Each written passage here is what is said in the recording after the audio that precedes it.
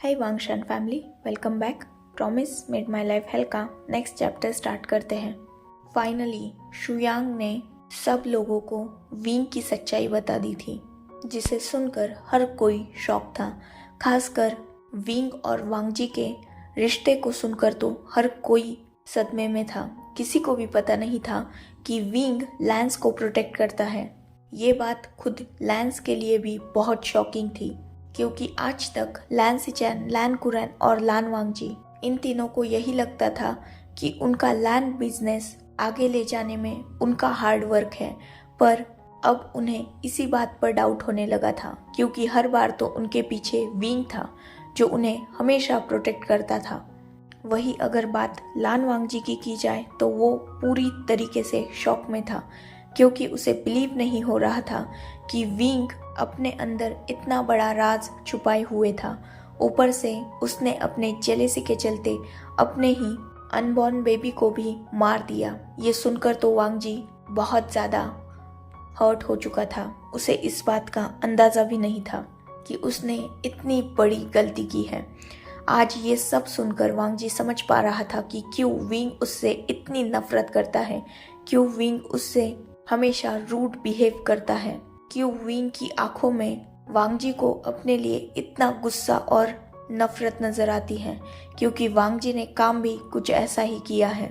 उसने ना सिर्फ विंग का नाजायज फायदा उठाया, बल्कि विंग के पेट में पल रहे अपने ही बच्चे की जान भी ले ली। इसके लिए विंग तो क्या, वांगजी खुद भी खुद को कभी भी माफ नहीं कर पाएगा। वांगजी जैसे जैसे ये सब सोच रहा था, उसे बहुत ज़्यादा बुरा लग रहा था। उसके दिल में एक शार्प पेन हो रहा था। आज जब उसे ये सब पता चल रहा है तो उसे इतना दर्द हो रहा है। तो विंग तो इस सच्चाई में जी रहा है, तो अब तक उसे कितना पेन हो रहा होगा। यही सोचकर वांगजी हर पल टूट रहा था।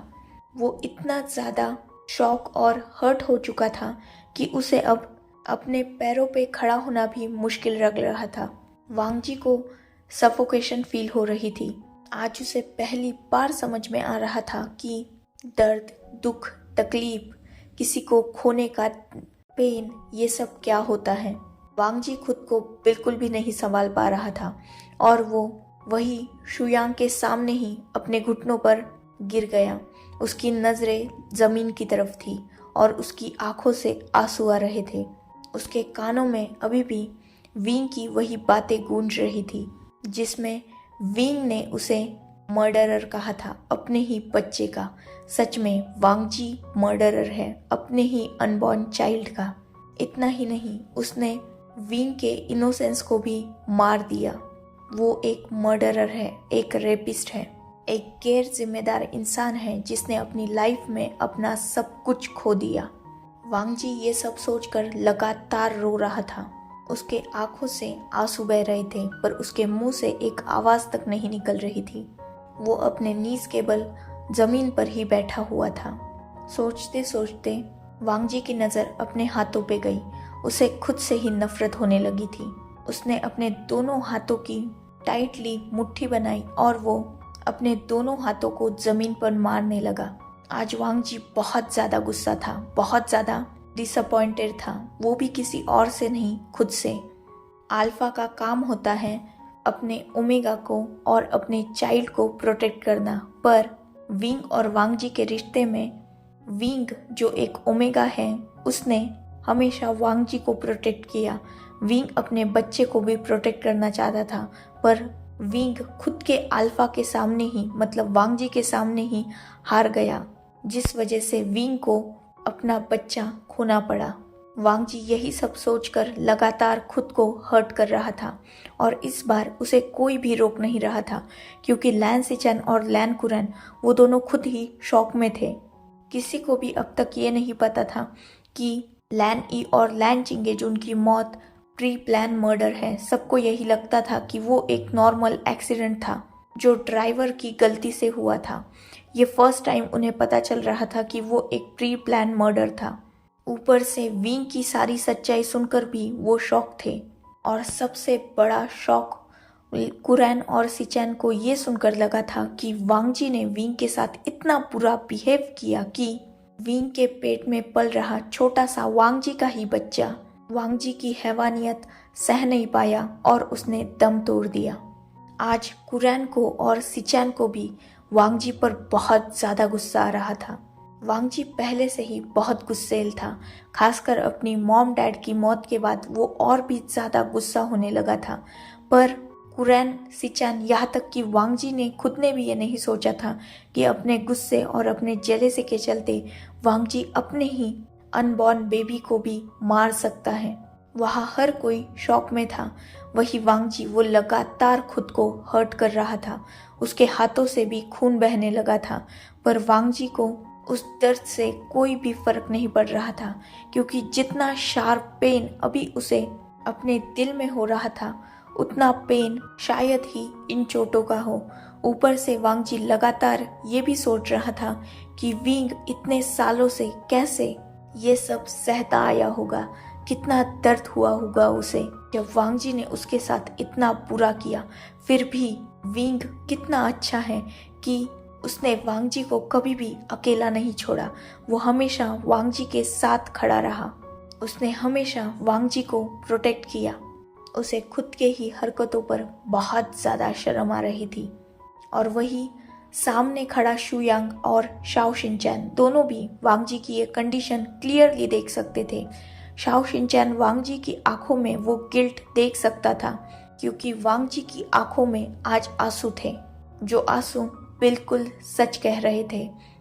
शाओ शिनचैन ये समझ चुका था कि वांगजी विंग से सच्चा प्यार करने लगा है। कहीं ना कहीं शुयांग भी ये बात समझ चुका था, पर शुयांग के दिल में वांगजी के खिलाफ इतनी नफरत भर चुकी थी कि अभी उसे वांगजी के आंसू तक दिख नहीं रहे थे। उसे अब अपने सामने सिर्फ और सिर्फ विंग का पेन नजर आ रहा था, क्योंकि शुयांग वो इकलौता इंसान था जिसने विंग को 6 साल तक हेल में जीते हुए देखा था। अपने बेबी के मौत के बाद विंग को सफ़र करते हुए देखा था। विंग को नाइटमेयर्स में चिल्लाते हुए देखा था। इसीलिए शुयांग को अब वांगजी पर रहम आना ये थोड़ा मुश्किल था, क्योंकि शुयांग ने वांगजी से भी वर्स्ट कंडीशन विंग की देखी थी, जिसका रीज़न ऑब्वियसली वांगजी था। इसीलिए शुयांग को वांगजी पर कोई भी रहम नहीं था। इनफैक्ट वो वांगजी की तरफ डिस्गस्ट नज़रों से देख रहा था। वांगजी अभी भी अपना हाथ को जमीन पर मार रहा था, जिसे देखकर शुयांग के चेहरे पर एक स्मक आ गया। वो एक कदम आगे वांगजी की तरफ बढ़ा और उसी स्मक के साथ एक टॉन्टिंग ट्यून में कहा, नाटक करना बंद करो। यहाँ आसपास विंग नहीं है जो तुम्हारा ये नाटक देखकर तुम्हें फिर से रोकने आएगा। जैसे ही शुयांग ने ये बात कही, वांगजी ने ऊपर शुयांग की तरफ देखा और बाकी सब की नज़र भी शुयांग की तरफ गई। शुयांग का चेहरा बिल्कुल ही स्टिफ था। उसके चेहरे पर एक सिंगल एक्सप्रेशन भी नहीं था। अब शुयांग ने वांगजी की तरफ अपने उसी कोल्ड फेस से देखा और वो भी नीचे झुक गया।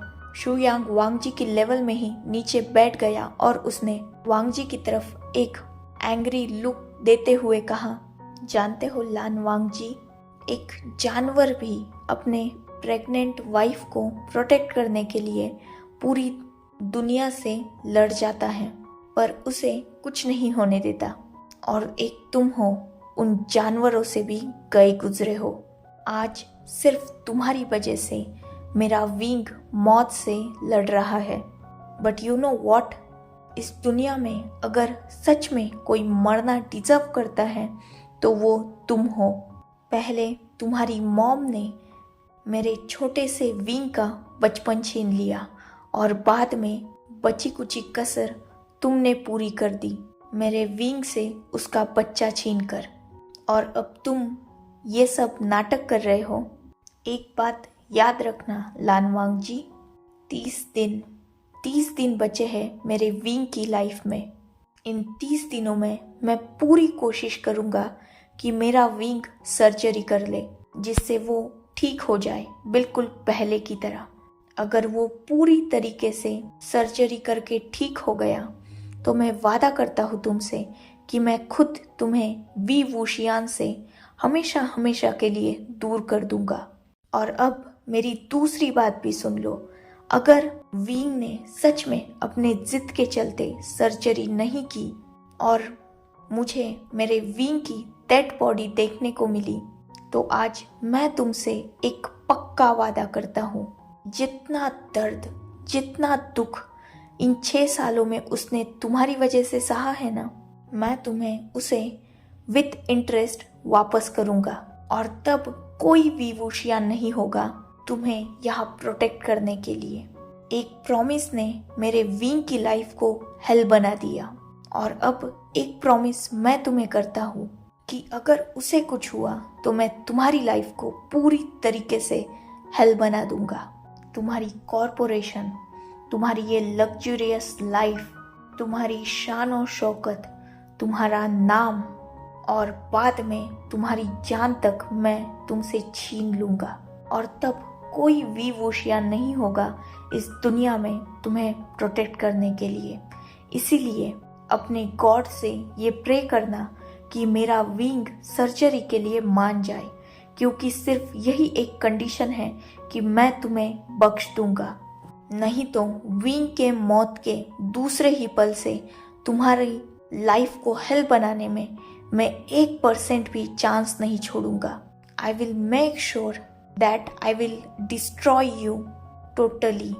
सो be careful and be ready.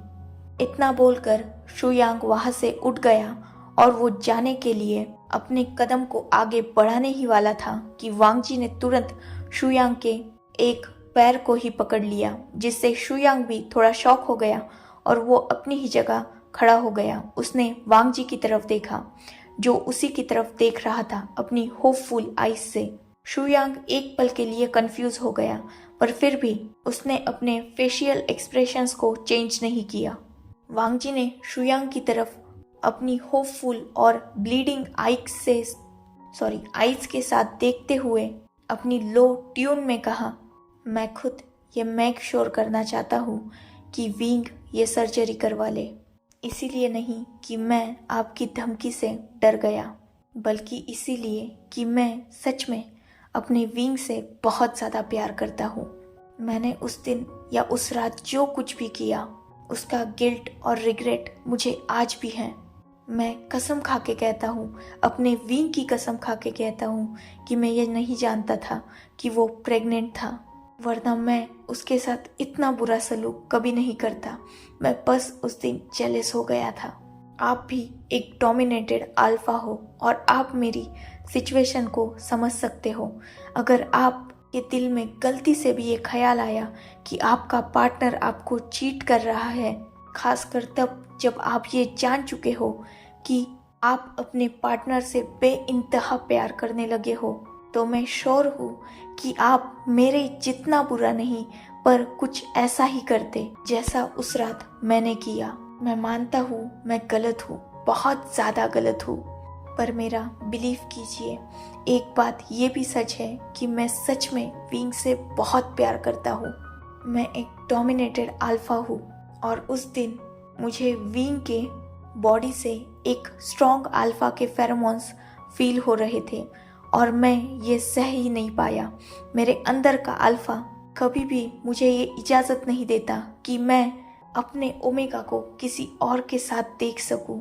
बस यही एक रीज़न था कि उस दिन मेरे अंदर का अल्फा मुझ पर पूरी तरीके से हावी हो गया और उसने मेरे ही ओमेगा को इतनी पूरी तरीके से हर्ट कर दिया।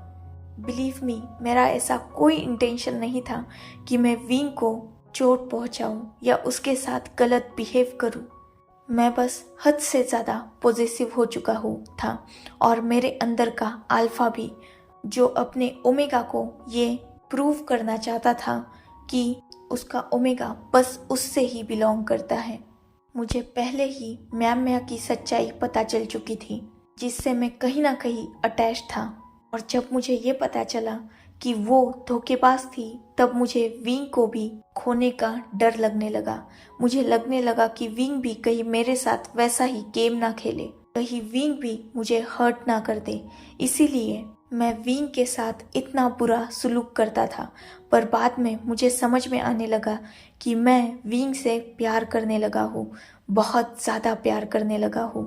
और यही एक रीज़न था कि मेरे अंदर एक डर बैठ गया कि जैसे म्याम्या ने, जिसे मैंने इतना प्यार दिया, इज्जत दी, पैसा दिया, वो अगर मेरे साथ धोखा कर सकती है तो विंग भी एक मिडिल क्लास पर्सन है। तब मैं विंग को एक वेटर समझता था, इसीलिए मुझे लगने लगा कि विंग भी मेरे पैसों के पीछे ही है। पर फिर भी मैं उससे डीपली प्यार करने लगा था। भले ही मुझे फर्क नहीं पड़ता था कि विंग मेरे साथ पैसों के लिए है या किसी और चीज़ के लिए, पर मैं विंग को सिर्फ अपना बना के रखना चाहता था। और सिर्फ इन्हीं इनसिक्योरिटीज़ की वजह से मैंने हमेशा विंग को उसी मेंशन में कैद करके रखा। उसे कभी भी ये इजाज़त नहीं दी कि वो किसी बाहर वाले से मिल सके। मैंने उसे किसी अल्फा से तो क्या, किसी ओमेगा से मिलने तक मना कर रखा था, क्योंकि मुझे डर था कि विंग मुझे छोड़कर भाग जाएगा। अगर उसे मुझसे कोई बेटर मिल गया तो वो एक पल भी नहीं लगाएगा मुझे डंप करने में, जैसे म्याम्या ने किया। और मैं एक बार धोखा खा चुका था, और शायद विंग ही वो इकलौता पर्सन था जिसकी वजह से मुझे म्याम्या ने जो धोखा दिया था उसका ज़्यादा दर्द नहीं हुआ, क्योंकि उससे पहले ही मैं विंग से अट्रैक्ट हो चुका था, या यूँ कहा जाए मैं उससे प्यार करने लगा था। इसीलिए जब मुझे म्याम्या की सच्चाई पता चली तो मुझे कोई भी ज़्यादा फर्क नहीं पड़ा। पर फिर मैं ये सोचने से ही डरने लगा कि अगर विंग भी मेरी ज़िंदगी से चला जाएगा या वो भी मुझे धोखा देगा तो मैं खुद को कैसे संभालूंगा, क्योंकि मैं ये समझ चुका था विंग की मेरी लाइफ में एंट्री करने से पहले म्याम्या से मैं सिर्फ अट्रैक्ट था, पर विंग से मैं सच में प्यार करने लगा था। विंग मेरा फर्स्ट लव बन चुका था, एक ट्रू लव जिसे मेरे अल्फा ने भी एक्सेप्ट किया था। म्याम्या को मैंने तो एक्सेप्ट किया था, पर मेरा अल्फा हमेशा ही उसे रिजेक्ट करता था। मैं उसका रीज़न नहीं जानता था, पर जब मैं विंग से मिला तो मुझे उसका रीज़न पता चला। इसका रीज़न ये था कि म्याम्या नकली प्यार का नाटक करती थी, इसीलिए मेरा अल्फा कहीं ना कहीं म्याम्या को और उसके इंटेंशंस को समझ चुका था, इसीलिए वो म्याम्या के प्रति कभी भी अट्रैक्ट नहीं हुआ। पर विंग वो एक ऑनेस्ट पर्सन था, उसकी मासूमियत देखकर मेरा अल्फा भी विंग से प्यार करने लगा, और मैं भी। पर उस दिन जब विंग पूरी रात घर नहीं था और ऊपर से आने के बाद उसके बॉडी पर से एक अलग अल्फा की स्मेल आई, तो मेरा अल्फा भी बहुत ज़्यादा गुस्सा हो चुका था, और मैं भी। हम दोनों को डर लगने लगा, विंग को खोने का डर। पहली बार मैं ज़िंदगी में किसी को खोने से इतना ज़्यादा डर चुका था। मैं और मेरा अल्फा दोनों भी विंग को बस किसी भी हालत में क्लेम करना चाहते थे, इसीलिए बस हमने उस दिन इतना बुरा सलूक किया। आप खुद एक डोमिनेटेड अल्फा हैं, आप समझ सकते हैं कि आपके ओमेगा पर अगर किसी और अल्फा के फेरोमोन्स हो तो हम डोमिनेटेड अल्फा कितने ज़्यादा गुस्सा हो जाते हैं। हम अपने ओमेगा मेट की तरफ बहुत ज़्यादा ही पॉजेसिव और ऑब्सेस होते हैं, और उसी पॉजेसिव नेचर और ऑब्सेसिव नेचर के चलते मैंने उस दिन अपने ही ओमेगा को इतना हर्ट कर दिया, और साथ में मैंने अपने बेबी को भी खो दिया। मैं नहीं जानता कि आप जानते हैं या नहीं, पर एक बात सच है, हम लैंस जिंदगी में सिर्फ एक ही बार प्यार करते हैं, और अगर मैं म्याम्या से सच्चा प्यार करता तो मैं विंग को कभी भी अपना ही नहीं पाता। पर मेरा सच्चा प्यार हमेशा से सिर्फ विंग ही था, और मेरे मरते दम तक मेरा सच्चा प्यार सिर्फ और सिर्फ वी वुशियान ही रहेगा। रही बात विंग के मौत की, तो मैं विंग को कभी भी मरने नहीं दूंगा, क्योंकि अगर मेरा ओमेगा मर गया तो मेरे जीने का भी कोई भी मकसद नहीं रहेगा। मैं हमेशा अपने ओमेगा को प्रोटेक्ट करना चाहता हूँ, और मैं आपसे वादा करता हूँ कि मैं खुद विंग को सर्जरी के लिए मनाऊंगा, चाहे उसके लिए मुझे कुछ भी क्यों ना करना पड़े। और रही बात अब प्रोटेक्शन की, तो अब तक विंग ने हमेशा मुझे प्रोटेक्ट किया, पर आगे जाकर मैं उसका अल्फा मेट उसे प्रोटेक्ट करूँगा। ये मैं आपसे वादा करता हूँ। विंग की सर्जरी भी होगी और वो जिंदा भी रहेगा और हमेशा मेरे साथ भी रहेगा। और ये सब मैं आपको इसलिए नहीं बता रहा कि मैं आपसे बचना चाहता हूँ। मैं ये सब आपको बस इसीलिए बता रहा हूँ क्योंकि मैं खुद इस बार अपने सच्चे प्यार को बचाना चाहता हूँ। और इन सब चीज़ों में मुझे आपकी हेल्प चाहिए क्योंकि मेरे पास दिन बहुत कम है, सिर्फ 30 दिन बचे हैं। और अगर इन 30 दिनों में सर्जरी नहीं हुई तो मैं अपने ओमेगा को और खुद को भी खो दूंगा, जो मैं हरगिज़ नहीं होने दे सकता। आपको अगर मुझे पनिश करना है तो मैं वादा करता हूँ कि विंग की सर्जरी के बाद मैं खुद आपके पास आऊँगा और तब आप जो भी मुझे सज़ा देंगे वो मैं मंजूर करूँगा। पर अब मेरी पनिशमेंट को छोड़ के बस हम सबको ये सोचना है कि हम विंग को सर्जरी के लिए कैसे मनाएं। प्लीज़ मैं अपने ओमेगा की जान की भीख मांगता हूँ आपके सामने। प्लीज़ मेरी हेल्प कर दीजिए। बाद में आप जो डिसाइड करेंगे वो मैं मंजूर करूँगा, पर इस बार प्लीज़ मेरी हेल्प कर दीजिए। आप ही ने कहा ना कि विंग आपकी बहुत ज़्यादा इज्जत करता है, आपकी हर बात मानता है। तो प्लीज़ विंग को इस सर्जरी में के लिए मनाने में प्लीज़ मेरी हेल्प कीजिए। Please sir, please.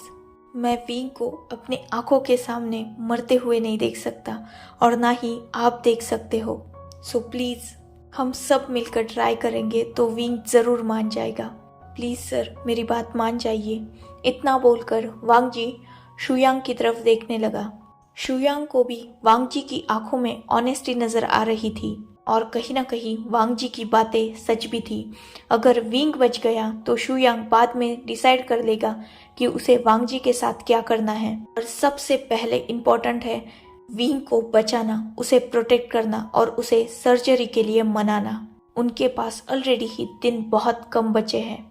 इसीलिए शुयांग वांग जी की तरफ देखता है और जस्ट अपना हेड यस में शेक करता है, जिसे देखकर वांग जी के चेहरे पर एक हल्की सी स्माइल आ जाती है। वो तुरंत अपनी जगह से खड़ा होता है और शुयांग की तरफ अपनी होपफुल आईज से देखते हुए कहता है, मतलब आप मान गए, आप मेरी मदद करेंगे मेरे विंग को बचाने में। तब शुयांग फिर से वांग जी की तरफ देखते हुए नोट करता है। तब शाओ शिनचैन आगे आता है और वो वांग जी की तरफ देखते हुए कहता है, पर यह टास्क इतना आसान नहीं होगा। जहाँ तक हम विंग को जानते हैं वो बहुत ज़्यादा ज़िद्दी है और अगर उसने एक बार कुछ डिसाइड कर लिया तो वो उस चीज़ से कभी भी पीछे नहीं हटता। आसान नहीं होगा विंग को इस सर्जरी के लिए मनाना।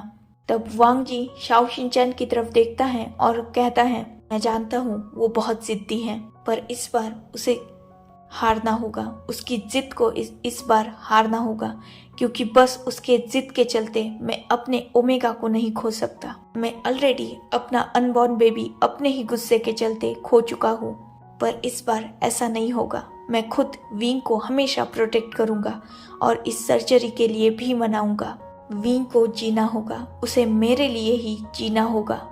शाओ शिनचैन को बहुत अच्छा लगता है वांग जी की आंखों में इतना सारा कॉन्फिडेंस देख के, और शुयांग को भी अब थोड़ा खुद पर कॉन्फिडेंस आ रहा था, वरना शुयांग विंग के जिद के सामने हार चुका था। पर अब वांग जी का कॉन्फिडेंस देख के कहीं ना कहीं उसमें भी कॉन्फिडेंस आ चुका था। वो वांग जी की तरफ देखता है और कहता है, विंग जब बहुत ज्यादा उदास हो जाता है तो वो अपने मॉम डैड के मेंशन में जाता है और अपने मॉम डैड के रूम में घंटों बिता देता है।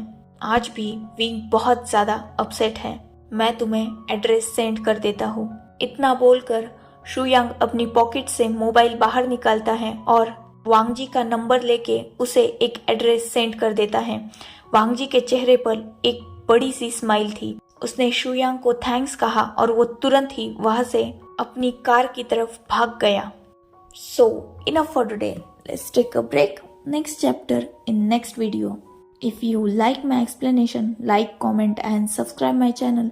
Hopefully you all are enjoying this FF. Goodbye. Take care. Enjoy your beautiful life.